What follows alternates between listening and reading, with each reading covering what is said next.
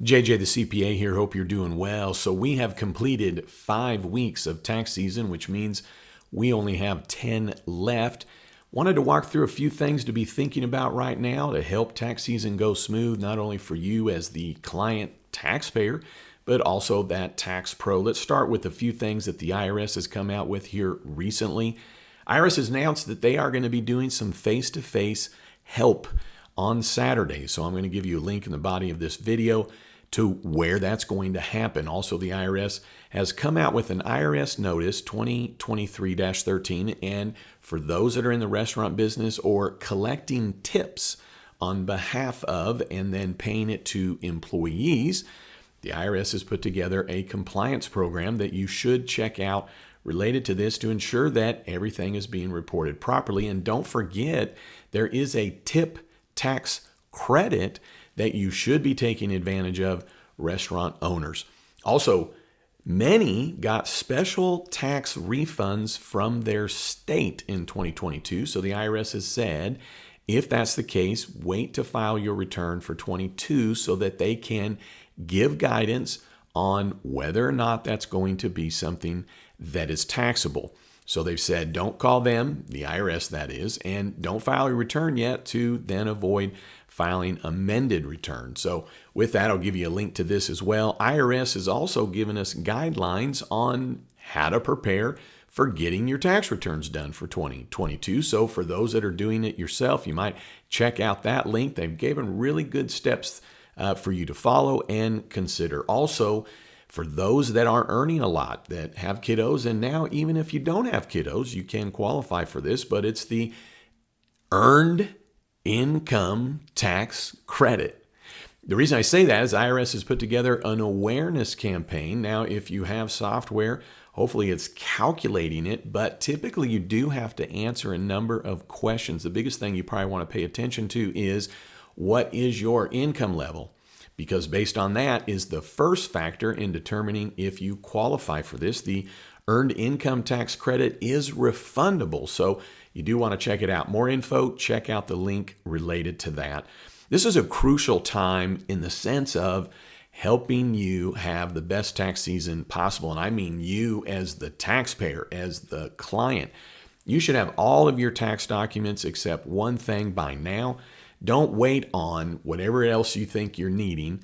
Get that to your tax professional and let them know, hey, here's some things that I think that we're missing. A great way for you to know, well, did I get everything, is to always look at the prior year tax return. So where we are right now, if we're preparing the 22 tax returns, well, then take a look at the 21 tax return and look for, well, what were the wages and the interest and where did that come from and dividends. Look at Schedule 1 as well. This is a spot or a schedule that reports additional income as well as additional expenses, which is key. So with that, if you have any kind of health insurance that you're paying and you're self-employed or you have an S-Corp or a partnership, you get to deduct it as self-employed health insurance premiums on Schedule 1. Educators, so teachers, God bless you. You are spending your own money up to $300 per person. You get to deduct that on Schedule 1. These deductions, as well as a bunch more, flow to your Form 1040, which reduces down your tax. Schedule C filers, don't be afraid to take that home office deduction. It's right there on page 1. S-Corp owners, make sure that if the S-Corp paid for your health insurance, that it got included in your W-2 wages in box 1 and reflected in box 14. That's the only way, actually, the S-Corp is able to deduct that expense on your behalf. Also, for partners, if the health insurance was paid by the partnership, that needs to be picked up as guaranteed payments. With that, if you have a client or if you are noting guaranteed payments on a Schedule K-1, you would want to always make sure, well, did that include any health insurance that the partnership paid? Why? Well, what I was telling you earlier, right there on Schedule 1 is where you get to deduct it. So the business gets to deduct the wages or the guaranteed payment, depending if it's an S-Corp or a partnership.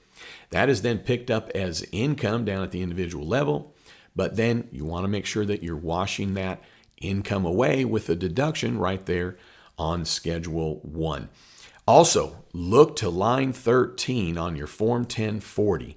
If you are a business owner, that is the qualified business income deduction. It's add a thin air deduction for you. You take your net business income times 20%, and it's an additional deduction. It is crucial that you make sure that you got it. How do you know if you got it? Well, there's going to be an amount on line 13. How do you know if it's correct? Well, look to Form 8995 and you'll see the details. If you have a tax professional, you don't see an amount on line 13, then just ask them. There are phase outs, so it's possible you didn't qualify, but be sure that you're getting it because that is a huge benefit to business owners to get this qualified business income deduction. Also, if you are going to need a Schedule K2 or Schedule K3, you need to request this on or before August 15th of 23. Now, it sounds like you have plenty of time, but here's some recommendations. First, what is these forms? Well, this is related to foreign activities, foreign income, foreign credits, that if you have that down at the individual level, and you own a partnership or an S Corp, you're going to need that Schedule K2 and the Schedule K3. Don't wait because most partnerships and S Corps, well, they're getting prepared now. So it would be better, more efficient, let those S Corp and partnerships know that you're going to need it so that they can prepare it as they're preparing the return to avoid there being additional time and fees later. And for fellow tax pros, try and determine which partners and S Corp owners, especially those that are not on your client list, what ones are going to need Schedule K2, Schedule K3. And if you don't know, then it would make sense for you to inquire of your contact at the partnership or the S Corp to determine that now for the same reason. You won't be then in a panic leading into April 18th and or this summer when you're trying to relax a little and someone's going to need that Schedule K2, Schedule K3. Now, if you are preparing an S Corp or a partnership return, or you have those, and you meet the domestic filing exception, which pretty much is simple as you don't have any foreign activity or income in the S Corp or partnership, well then on Schedule K1, it needs to simply include a statement that says this partnership meets the domestic filing exception, and there won't be a Schedule K2 or Schedule K3 provided.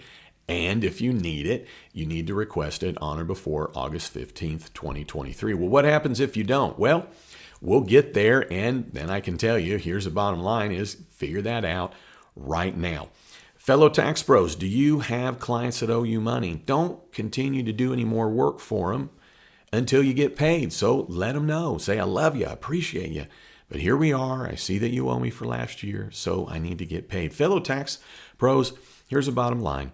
We want to have a smooth tax season. Fellow small business owners, when do you want your tax professional to do your tax return? When it's convenient for you, which is the most inconvenient time for your tax pro, meaning convenient for you would be probably late March or in April. But is that really when you want your tax pro opening up and doing surgery on your tax return? When there's more pressure, they're more tired. So here's the deal. You got all your tax documents. The only one you're waiting on is from the brokerage house. That comes out February 15th. Get it to your tax pro. Tax pros get that request. It's crucial to ensure that we're all having a good April 18th. All right, I'm looking at my notes here. I do want to let you know I'm going to have a playlist link in the body of this video that's called Tax Season.